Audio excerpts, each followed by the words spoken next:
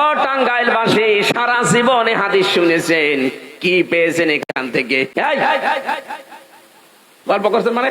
রক্তের সম্পর্ক ঠিক রাখে, পেঁচা না, বন্ধুকেও তাদের কোনো ভয় নেই।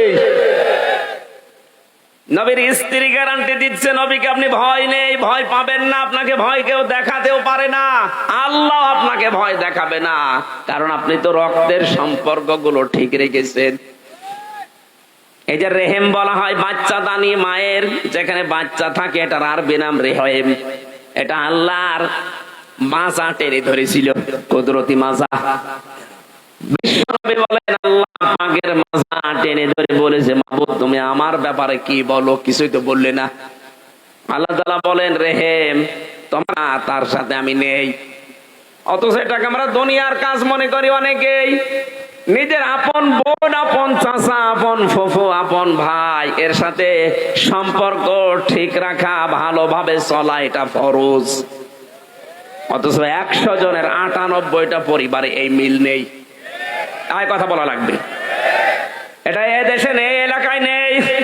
অথচ 5 ওয়াক্ত নামাজ পড়ে, রোজা রাখে, হজ করে এসেছে, নিজের বোনের সাথে মিল নেই, ভাইয়ের সাথে মিল নেই, চাচার সাথে মিল নেই, ফুফুর জমি ফাঁকি দিয়ে লিখে নিয়েছে। তো ভয় পাবে না, পাবে কে? ও তাল গাছের ভেতরে যদি বান্দর নড়ে উঠে তাও ভয় পাবে, কারণ ওর মনের ভেতরে সবসময় ভয় দিয়ে রাখবে। রক্তের ওই যে সিলসিলা তো ঠিক রাখে নাই। সুতরাং আজকে এখানে শুধু তাফসীর শুনতে আসা না, এই হাদিসের ব্যাখ্যা হচ্ছে যতদিন বেঁচে আছি রক্তের সম্পর্ক যার যার সাথে আছে ওটা আমি ঠিক রাখবো, তাহলে আল্লাহ আমার সাথে সম্পর্ক ঠিক রাখবে। আমাকে আর কেউ ভয় দেখাতে পারবে না। যতই কথা বলুক, যতই সামনে কিছু নিয়ে আসুক, আমার ভেতর থেকে ভয় দূর করে দেবেন কে? স্ত্রী হিসাবে 2 নাম্বার কথা বলেছিল, তাহমিলুল কাল্লা। হে আমার স্বামী, আপনি ভয় পাবেন না, আপনি তো মানুষের বোঝা বহন করেন, কষ্টের বোঝা, দুঃখের বোঝা, ঋণের বোঝা, কত বোঝা আপনি মানুষের বহন করে নিয়ে বেড়াচ্ছেন, আপনি ভয় পান কেন? এটা নবীর গুণ ছিল যে মানুষের বোঝা তিনি হালকা করে দিতেন। আর আমরা নবীর এমন উম্মত হয়ে বসে আছি, আরো মানুষের বোঝা ভারী করে দেই। এই 2024 সালের 5 আগস্টের আগ পর্যন্ত 2780 জন এখনো পর্যন্ত তারা হাসপাতালের বেডে কাতরাচ্ছে। কারো পা নেই, কারো হাত নেই, কারো চোখ নেই, কারো অন্ডকোষ উড়ে গেছে। এই মানুষগুলো তাদের পরিবারের জন্য বোঝা। এক কথা বলা লাগবে, এই বোঝা যিনি দিয়ে গেলেন তিনি তো পালিয়েছেন। তারা একটা সিদ্ধান্তের কারণে এতগুলো মানুষ আজ বোঝা হয়ে গেছে। সে তো পালিয়ে গেল, যদি আগেই পালাতো তাহলে এত মানুষ বোঝা হতো না তার পরিবারের কাছে। আপনি কি জবাব দেবেন কিয়ামতে নবীর সামনে দাঁড়িয়ে? বলেন আমি হজ করেছি, আমি নামাজ পড়ি। কিসের নামাজ পড়েন আপনি? কিসের হজ করে এসেছেন? নবীর আদর্শ ছিল এইটা, তিনি মানুষের বোঝা হালকা করতেন। আর আপনি এতগুলো মানুষের বোঝা এখন সব আরো ভারী করে দিয়ে গেলেন। এরা তাদের মা বাবার কাছে, ভাই বোনের কাছে, পরিবারের কাছে, দেশের কাছে বোঝা। কথা বলছেন না কেন? শুধু এতটুকুই তো শেষ করেননি, দেশটা ফোকলা করে ফেলেছেন।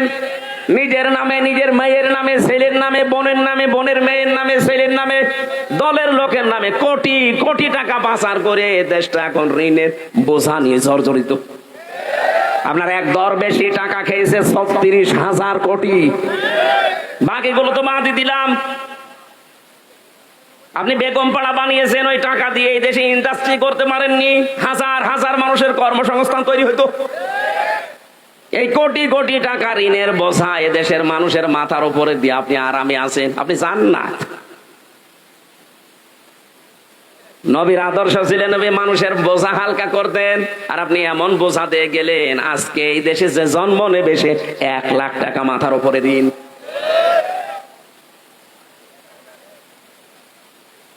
3 নম্বরে স্ত্রী বলেছিল তাকসিবুল মাগদুমা।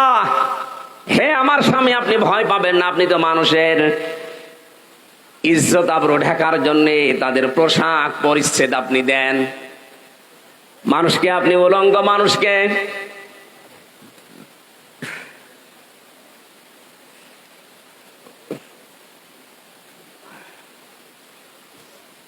যে মানুষগুলোর পোশাক আশাক নেই তাদেরকে আপনি পোশাক দান করেন, এটা নবীর চরিত্র। দেখান তো এই বাংলাদেশে এই চরিত্র কারা নিয়েছে? কত মানুষ তো দেশে বাস করছে মানুষের পোশাক আশাক দেওয়ার জন্য, মানুষের ইজ্জত আবরু ঢাকার জন্য কারা চেষ্টা করছে আপনার এই চোখে দেখতে পারছেন না? যারা এই কাজ করবে তাদের ভেতর থেকে আল্লাহ ভয় তুলে দেবে, আর যারা এটা করবে না তাদের ভেতরে শত ভয় আল্লাহ তৈরি করে দেবে। সুতরাং যারা অর্থের মালিক, বৈধভাবে অবৈধভাবে যেভাবে হয়ে থাকেন না কেন, মানুষের ইজ্জত আবরু ঢাকার জন্য চেষ্টা চালান। একটা মানুষের ঘর উড়ে গেছে, ভেঙে গেছে, আপনার টাকা ব্যাংকে রাখার জায়গা হচ্ছে না কেন? তারে 2 লাখ টাকা দিয়ে একটা ঘর বানিয়ে দেওয়া যায় না? এক কথা বলছেন এখানে। এই কাজটা কে করছে আপনি দেখতে পাচ্ছেন না? এমনিতেই মানুষের মন আপনার দিকে ঝুঁকবে। আজকের জরিপ দেখেছেন, একটা হিন্দু তারে জিজ্ঞাসা করেছে তুমি কাকে চাও আগামীতে? এই যে সরকার এখন দেশে আছে অন্তর্বর্তীকালীন, তো চালাচ্ছে, বলছে হ্যাঁ। এরপরে কাকে চাও? কয়েকটা দলের নাম দেখলাম, বলছে একটা হিন্দু বেটায় যে এখানে কি দেওয়া আছে এটা দেখলেই তো বোঝা যায় দাদা। সাংবাদিকের সামনে দাঁড়িয়ে বলছে বহু মানুষকে তো দেখেছি এদেশে, আমরা বিএনপি দেখেছি, আওয়ামী লীগ দেখেছি, জাতীয় পার্টি দেখেছি, জামাত দেখতে বাকি আছে, এটা দেখতে চাই। আপনি বলেন তো একটা অমুসলিম, সে তো আপনার ধর্মের লোক না, সে তো ওই সমস্ত জেনারেল দলগুলোর কথা বলার দরকার ছিল। কোন কারণে এই নামটা বলছে? আগস্টের 5 তারিখের পর থেকে অক্টোবরের 13 তারিখ পর্যন্ত আপনি একটু জরিপ চালান, কার ঘর নেই, কার ছেলে মারা গেছে, কোন মানুষে হিন্দু হোক মুসলিম হোক দেখা দেখি নেই, মানুষ কিন্তু চেষ্টা চালাচ্ছে সেখানে যতটুকু পারে গিয়ে। আমার কুষ্টিয়ায় আমার গ্রামের বাড়ি, হালসা পাটিকা বাড়ি, একটা হিন্দু এই যে এই বন্যার কারণে, বন্যা নাকি অতিবৃষ্টির কারণে তার ঘরটা ভেঙে শেষ হয়ে গিয়েছিল। জামাতি ইসলামী পাটিকা বাড়ি শাখার উদ্যোগে, তার এমনি গরিব মানুষ, তারপরও টাকা পয়সা কালেকশন করে প্রায় 1.5 লাখ টাকা দিয়ে তার ঘরটা অন্তত থাকার মতো পরিবেশ তৈরি করে দিয়েছে। টাকা কি ওই এলাকায় মারিং কাটিং করা মানুষের টাকা নেই? কথা বলেন না কেন? এই 15.5 বছরে যারা মারিং কাটিং করেছে টাকা, তাদের টাকা নেই? এর আগেও যারা মেরেছিল তাদের টাকা নেই? কই কেউ তো এগিয়ে আসলে না। মানুষের ইজ্জত আবরু ঢাকার জন্য, মানুষের মাথা গোজার ঠাঁই যদি আপনি নেওয়ার জন্য চেষ্টা চালান, ওই মানুষের অন্তর আপনার দিকে ঘুরিয়ে দেবেন তিনি কে?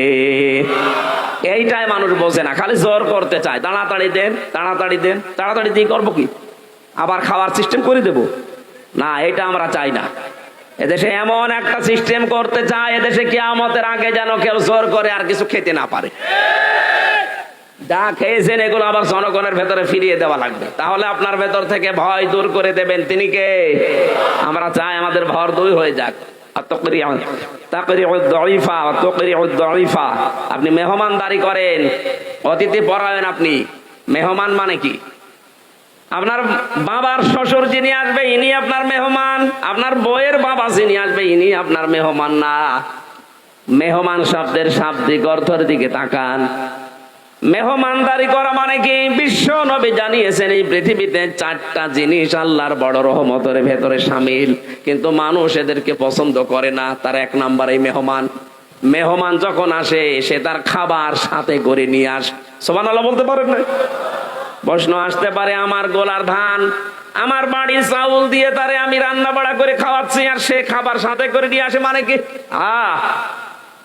আল্লাহ তাআলা জানিয়েছেন মেহমান যখন কারো বাড়িতে যায় 1 দিন 2 দিন 3 দিন পর্যন্ত তার সেবা যত্ন করা, ওই লোকটার জন্য এই দায়িত্ব যেই লোকটা আল্লাহ আর কিয়ামতে বিশ্বাস করে। সুবহানাল্লাহ বলতে পারেন না? ওর প্রতিটি খাবার হচ্ছে সাদকা। চিন্তা করেন তো, একটা মেহমানের জন্য আপনি যা করবেন প্রতিটি খাবার আল্লাহর রাস্তায় সাদকা দেওয়ার সওয়াব পাচ্ছেন। লোকজন ডেকে তার বাড়িতে খাবার পৌঁছিয়ে দিলে সাদকা হতো, আর আপনার নিজের বাড়িতে বসে সাদকা দেওয়ার সওয়াব পাচ্ছেন। নবীজি বলেন আল্লাহর রহমতের ভেতরে 2য় নম্বর হচ্ছে কন্যা সন্তান। কিন্তু মানুষ দেখলে যেন রেগে যায়, অসন্তুষ্ট হয়। আলহামদুলিল্লাহ, আমরা মানুষ হিসাবে হয়তো মন খারাপ আমাদের হতে পারে মাঝে মাঝে। আমাকে আল্লাহ 3টা কন্যা দিয়েছেন, আমি মনে করি আমাকে আল্লাহ 3টা জান্নাতের অধিকারী বানিয়েছেন। আমার মাওয়া জান্নাত, ফারিহা জান্নাত, হাফসা জান্নাত। এই 3টাকে যদি নবীর ওই হাদিস মতো আমি আদর যত্ন দিয়ে খাওয়া পড়া দিয়ে, দিন শিক্ষা দিয়ে, সৎ পাত্র দেখে পাত্রস্থ করতে পারি, নবীর হাদিস আমি নবীর সাথে এভাবে পাশাপাশি থাকতে পারবো। মেয়ে যাদের আছে একটা, আপনি এক জান্নাতের মালিক। হ্যাঁ, মেয়েকে যদি আপনার পরিমণির মতো তৈরি করেন তাহলে এক জাহান্নামের মালিক। আপনার মেয়ে তৈরি করা লাগবে ফাতেমাতুজ জাহরার মতো। এই কথা বলেন না কেন? হযরতে ফাতেমা একদিন সাজগোজ করে বাড়ি থেকে বের হবেন, বিশ্বনবী ডাক দিলেন, মা ফাতিমা কোথায় যাও? আমার বান্ধবীর বাড়িতে। বিশ্বনবী তাকে ওই দিন একটা ওয়াজ করেছিলেন, মা ফাতেমা, দুনিয়ার মানুষকে দেখানোর জন্য যদি সাজগোজ বেশি করো তাহলে আল্লাহ পাক আখিরাতে তোমার সাজ থেকে বঞ্চিত করে দেবে। ও মা ফাতেমা, তুমি শুধু সাজতে পারো তোমার স্বামীর জন্য। সুবহানাল্লাহ বলতে পারেন নাই? হযরতে ফাতেমা বলেন, বাবার এই একটা ওয়াজ সারা জীবনের জন্য আমার কাজে লেগেছে। আমি যতদিন দুনিয়ায় বেঁচে ছিলাম শুধু আমার স্বামী হযরতে আলী ছাড়া আমি আর কারো জন্য সাজি নাই। স্বামীর প্রতি দায়িত্ব কর্তব্য নবীজি তাকে বিয়ের সময় বুঝিয়েছিলেন, মা ফাতেমা, তুমি যতদিন আমার বাড়িতে ছিলে রাজকন্যা হয়েছিলে, এমনিতেই তুমি আমার ছোট মেয়ে, আর ছোট মেয়েকে মানুষ এমনিতেই বেশি একটু ভালোবাসে। কথা বলে না কেন? তুমি আমার কাছে যা চেয়েছো আমার সাধ্য মতে আমি যা পেরেছি দিয়েছি, কিন্তু আজকে একটা নতুন পৃথিবীতে পাঠালাম। যদিও আমার চাচাতো ভাই হয়, কিন্তু একটা নতুন জায়গা। তোমার স্বামী হযরত আলী, সাবধান, শরীয়তের কোন কারণে যেন তোমার উপর সে রাগ করে না থাকে। আমি তোমার বাবা নবী হয়ে বলছি, তোমার স্বামী যদি বৈধ কোনো কারণে তোমার উপরে রাগ করে থাকে, আমি বাবা হয়ে ঘোষণা দিলাম, তুমি মারা গেলে তোমার জানাজায় আমি যাব না। আর যদি বাংলার বাবারা এভাবে নিজেদের মেয়েদেরকে বিয়ের সময় উপদেশগুলো দিয়ে একটু সংশোধন করে দিত, এই দেশে কোনো মেয়ের ডিভোর্স হইতো না। আরো যাওয়ার সময় সাহস দেয়, তোর কিছু হলে তুই চলে আসবি, তোর অন্য জায়গায় বিয়ে দেবো। আপনি এক মেয়ে বিয়ে দেবেন কয় জায়গায়?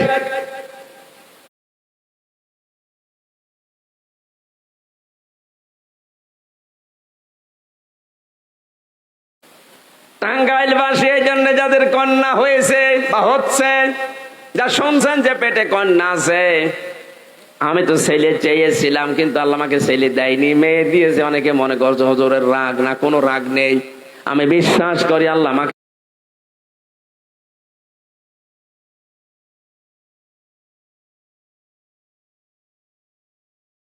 ভালোবেসে ওই মেহমান যেমন পাঠায় রহমত হিসাবে, তিনটা মেয়েকেও আল্লাহ পাঠিয়েছে রহমত হিসাবে। জোরে বলেন সুবহানাল্লাহ।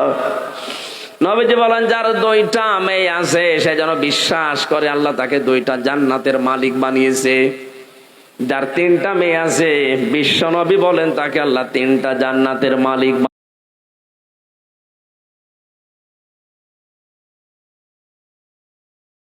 বানিয়ে দিয়েছে। 10টা ছেলে হলে তাকে 10টা জান্নাত দেওয়া হবে, একটা হাদিসও আছে। বলেন, এজন্য যাদের মেয়ে আছে, কন্যা সন্তান, এটা আল্লাহর রহমত। 3 নম্বরে বৃষ্টি, যদিও মানুষের মন খারাপ হয় কিন্তু এটা আল্লাহর রহমত। 4 নম্বরে রোগ শোক, এই যে রোগ হয় মানুষের,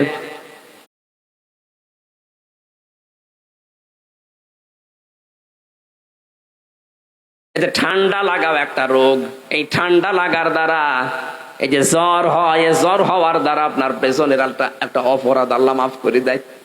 এটা রহমত না? কথা বলেন না কেন?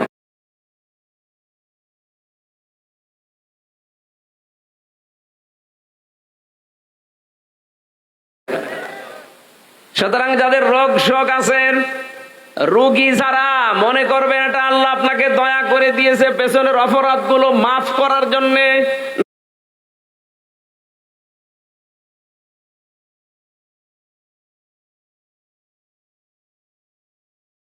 নাই তো এভাবে শান্তি শান্তি শান্তি নিয়ে যদি মারা যান পেছনে। আমরা বলছিলাম বিশ্ব নবীর আচরণ ছিল, মেহমান নিয়ে আসেন বাড়িতে, আর যদি একটু টানাটানি থাকে, অভাব থাকে, বরার মন পাওয়া যায় না, উল্টা পাল্টা ফতোয়া দেয়। না আমাদেরই চলে না, কি নিয়ে এসেছে ছাতা হয়ে গেল। কিন্তু একটা মেহমান আছে,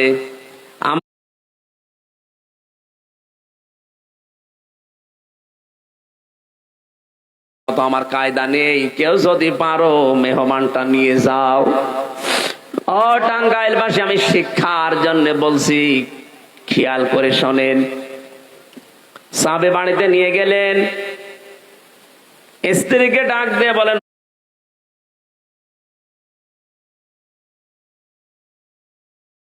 ব্যবস্থা করো। স্ত্রী উম্মে সুলাইম ডাক দিয়ে বললেন, স্বামী আপনি কি করেছেন?